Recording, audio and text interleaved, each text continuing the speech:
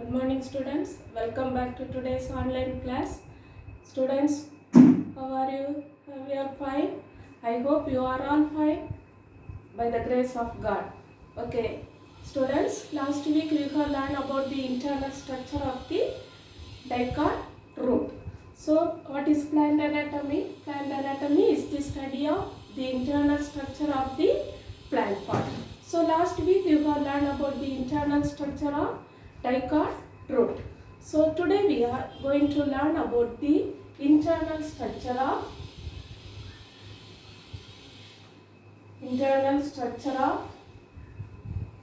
monocot root.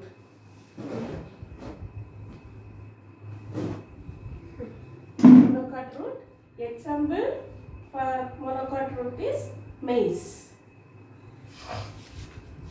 So today we are going to learn about the internal structure of the monocot root. So when we take the transverse section of the monocot root, see we can see the following region. See what are the region? The first one is epiblema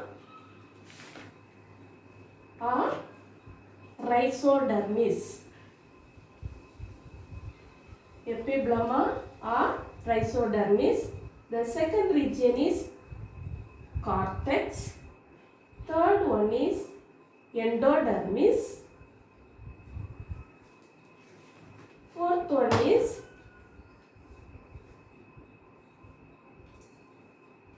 stele.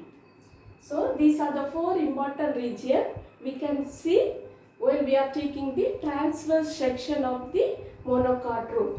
So the first region is epiblema or rhizodermis, cortex, endodermis, stele. So the first one is epiblema. So what is epiblema? So it is the dermal region, dermal vascular tissue system.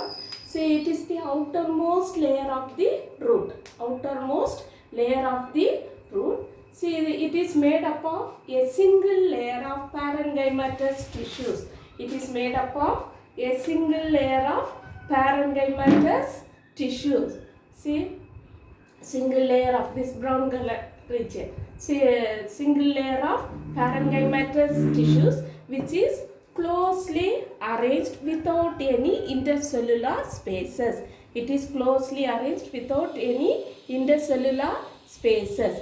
See, in this, in the dermal region, here it is a root, so stomata and cuticle are absent. What are stomata? Stomata are tiny pores. Cuticle, what is cuticle? Cuticle are the waxy protective covering. Okay, so here in the root, stomata and cuticle are absent and the epidermal outgrowth is there. See here, the outgrowth, it consists of unicellular outgrowth called root hair. Well understood? So the dermal region, see it is made up of single layer of parenchymatous tissues which are closely arranged without any intercellular spaces. The layer, it is called piliferous layer or rhizodermis. Piliferous layer or rhizodermis. So this is the dermal region. See, this rhizodermis or this epiblema protect the internal tissues. It protect the internal tissues. Well understood? So the first region is epiblema. See, the second one is cortex region. See, cortex, it lies just below the epiblema or the piliferous layer. It lies just below the piliferous layer. See, it consists of several layers of thin parenchymatous tissues. So, it is made up of multi-layered thin parenchymatous tissue which are arranged with intercellular spaces. What are intercellular spaces? The spaces between each cell, it is called intercellular spaces. So, it is made up of several layers of thin parenchymatous tissue. This cortex region, what is the function of the cortex? See, it can store the food materials. It can store the minerals. Okay, storage. So, it store the food and minerals in these cells. Have you understood? This is cortex region. The third region is endodermis. What is endodermis? Endodermis is the innermost layer of the cortex. Endodermis is the innermost layer of the cortex, this orange color cell. See, this endodermis, it is made up of a single layer with barrel shaped cell, and it consists of, see, in the inner tangential side and the radial side, side, it consists of the thickening called Casparian strips. See, it consists of the thickening called Casparian strips. The Casparian strips are made up of suberin, the chemical called suberin. The Casparian strips are made up of suberin. So, the endodermis, it consists of barrel-shaped cell, and the inner tangential side and the radial side of this cell consists of the thickening called Casparian strips. The Casparian strips are made up of the chemical called suberin. Have you understood? And also in the endodermis, see, at the opposite to the protoxylem, the xylem patches, the protoxylem, the smaller cell, it is called protoxylem. The opposite to the protoxylem, the endodermis cell, it does not have any Casparian strip, and the cells are very thin. That cells are called passage cell. What is the function of the passage cell? It allows the water and dissolved minerals from the cortex to the xylem vessel. It allows the water and the dissolved minerals from the cortex region to the xylem vessel. So, through this passage cell only, the water and the minerals are reach to the xylem vessel. We all know already, you have learned the xylem or the conductive tissue which can transport the water and dissolved minerals. So, the root hair absorbs the water and it can reach, then it is reaches to the piliferous layer, then the water and minerals reach to the cortex region. One by one cell, the water may transfer, and finally it reaches to the endodermis. In the endodermis, through the passage cell only, the water and the minerals are reached to the xylem tissue. Okay, that is the function of passage cell. So, endodermis is the innermost layer of cortex. This consists of Casparian strip, which is important one word. It consists of Casparian strip. The thickening is made up of the chemical called suberin.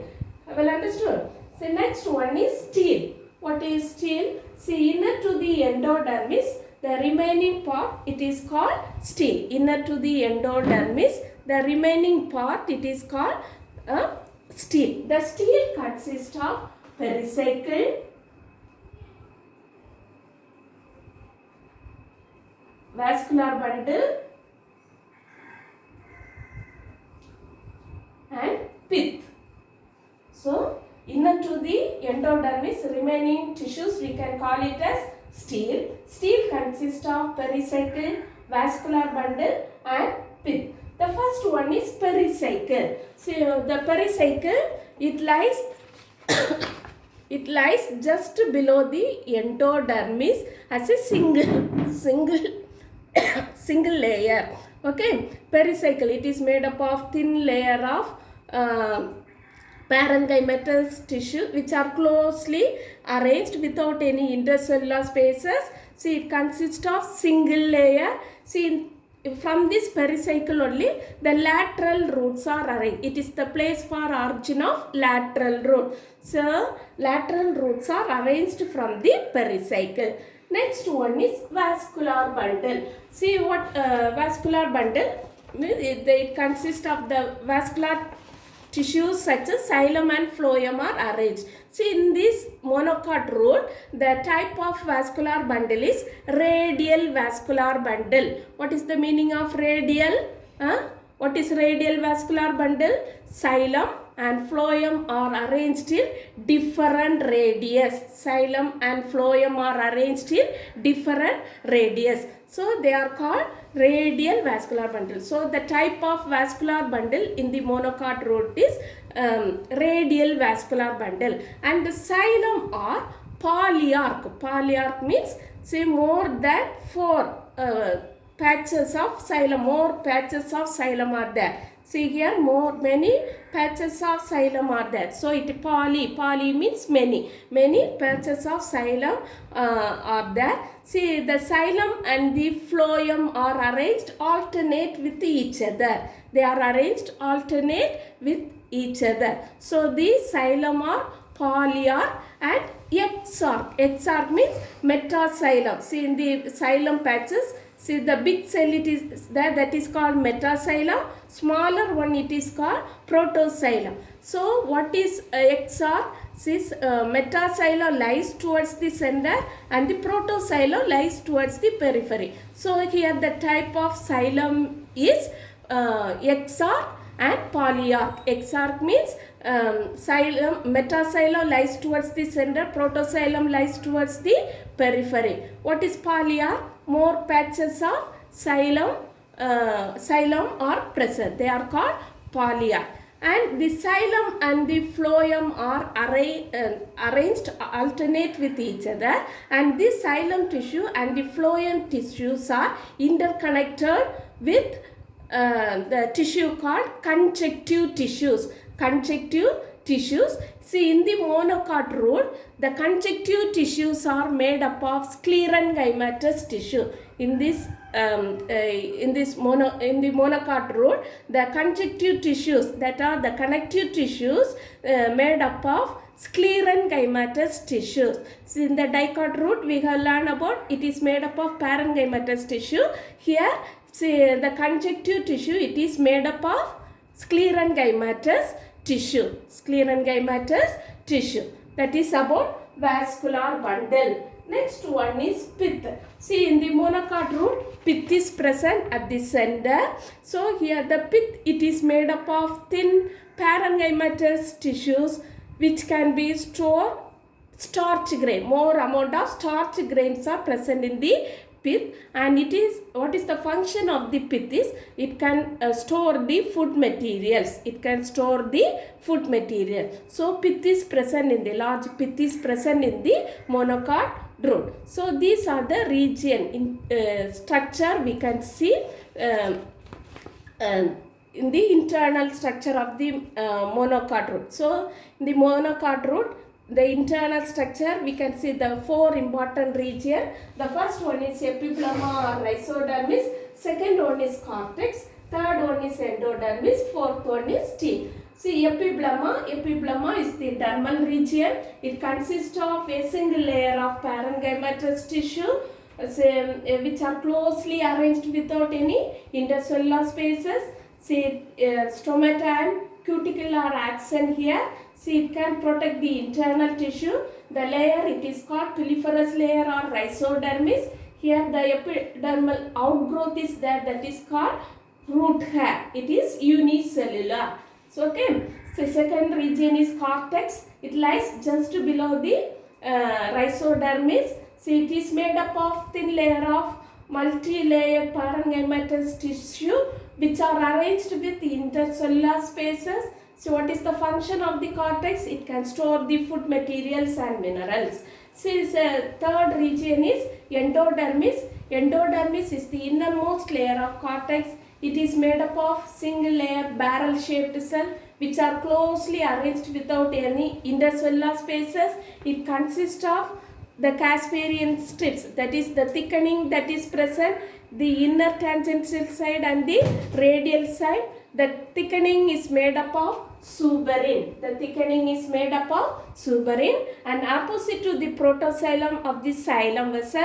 See, the cells in the endodermis are very thin and it does not have any thickening. That cells are called passage cell.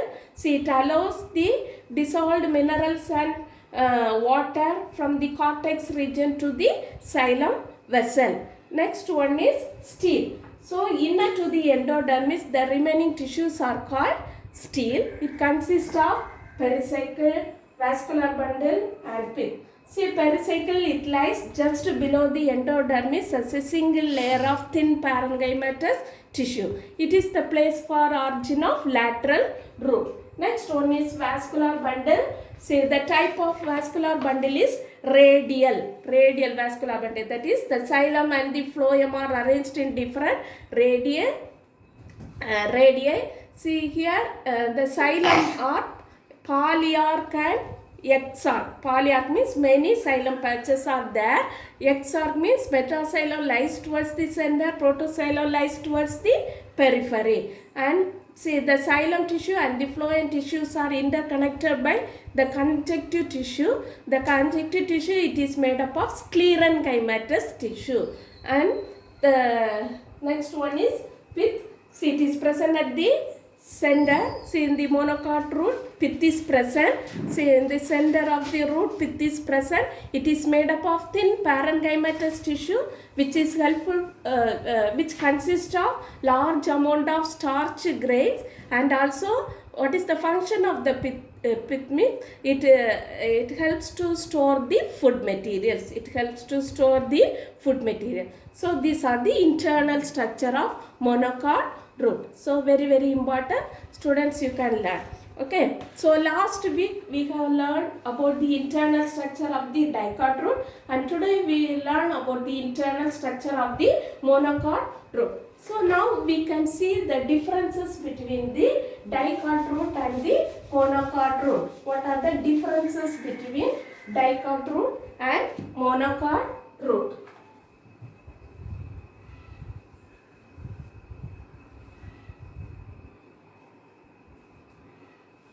What are the differences? The first difference is about the xylem, number of xylem.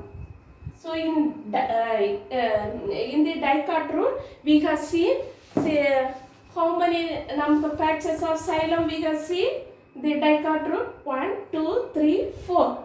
So it is tetra. In the monocot, we have seen many patches of xylem. Xylem patches are seen. So it is polyarch. So the important difference about the number of xylem. In dicot, it is tetrarch. In monocot, it is polyarch. Have you understood the first difference? Number of xylem, tetrarch, here polyarch. Second one is about the cambium. So in the dicot root, cambium is present. Cambium means dividing tissue, but it is present during the secondary growth only. Okay, cambium is present during secondary growth. Here, cambium is absent. So, second one is about the cambium. In the dicot root, cambium is present, but it is present only during the secondary growth. Here, in the monocot root, cambium is absent. The third difference is about the secondary growth. Here present in the dicot root, present in the monocot root, absent. Here, say no, secondary growth is not taken place in the monocot root. The fourth one is about the pith. See, in the dicot root, pith is absent. Here in the monocot root, pith is present. See, we have seen in the dicot root, see, pith is not present. In the center, pith is absent.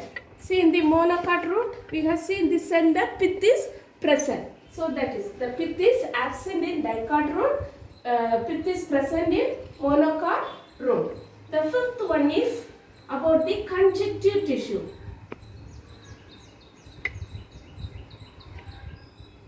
Conjunctive tissue. What is conjunctive tissue?